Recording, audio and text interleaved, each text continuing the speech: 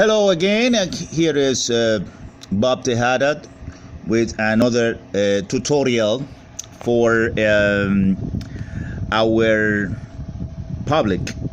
In this time we are gonna be explaining the details how to enable a firewall in a router. That is very important in order to proceed with the configuration of the main features in a router. Among the many firewalls available in the security market are the router firewalls. Unlike the software firewall, the router firewall attempts and blocks incoming query requests at server level, thereby keeping your entire network safe.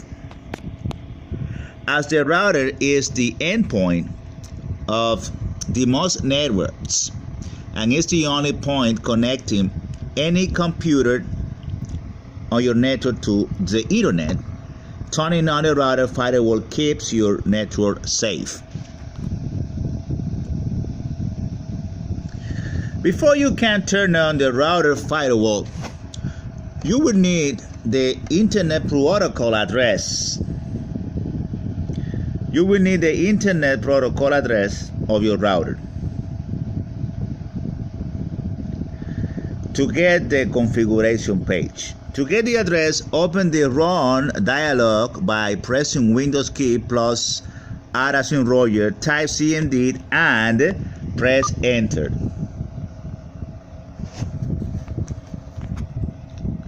In the command windows, type ipconfig/all and press Enter. Make a note of internet address provided next to gateway. You will have to type the address in the form of numbers, including the dots, into a browser address bar to open the router configuration page. That number would work in most cases. If it doesn't work, please contact router support for the address because it is supposed to function. Configure router firewall. This is simply turning the firewall on off. If you have installed Windows, chances are the operating system has already set up your router during installation. You can set it up manually using a browser of your preference. To set up a router firewall, first access the router homepage by typing router IP address in a browser. The one you noted down in the above section, example 192.168.1.1. Second, check for firewall option on the router homepage. This option can be grouped together different names, such as advanced settings. Third, if the firewall is deactivated or not enabled, click to select and activate it.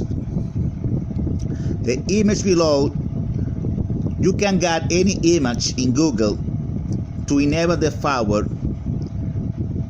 For example, in a Binatone Ethernet router or US Robotics or ASUS or whatsoever make of the router.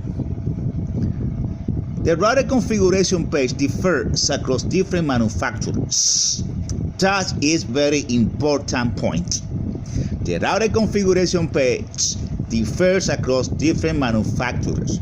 So you can access the configuration page of the router of many approaches, different approaches, depending on the router manufacturers. However, the option to open or block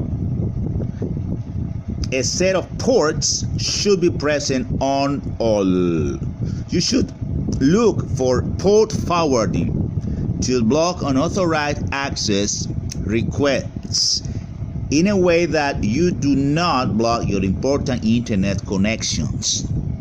The following is a list of ports you need to keep open. If on Windows, you need not worry as it takes care of the port restrictions. Port number 80 allows for Internet access Hypertext Transfer Protocol, HTTP. Port number 443 allows for secure Internet access. Port number 25 is the port through which you can access emails, Simple Mail Transfer Protocol, SMTP. Keeping open the above ports is sufficient for normal browsing and email work.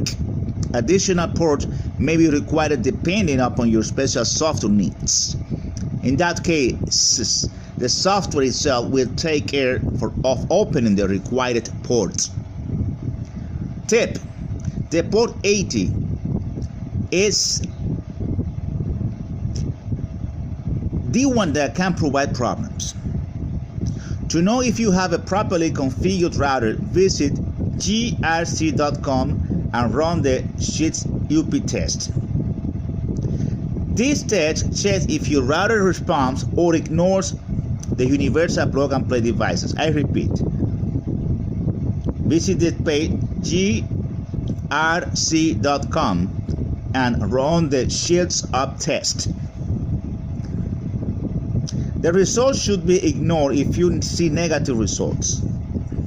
That is, if your router responds to any such requests, you may want to take help of someone having good knowledge of router to configure it better, or you can add an additional software firewall. The Windows Club also has a good article on the difference between hardware and software firewall.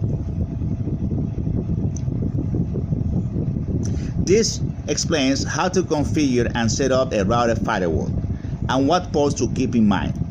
Should you go for advanced configurations? If you have any questions or doubts or even tips, please share with us by using the comment section on Go to Read How to Manage a Windows Firewall. If you like the video clip, please don't forget to give us a thumbs up and any comment below of this video clip. Thank you very much, and I wish you a very nice day. Bye bye.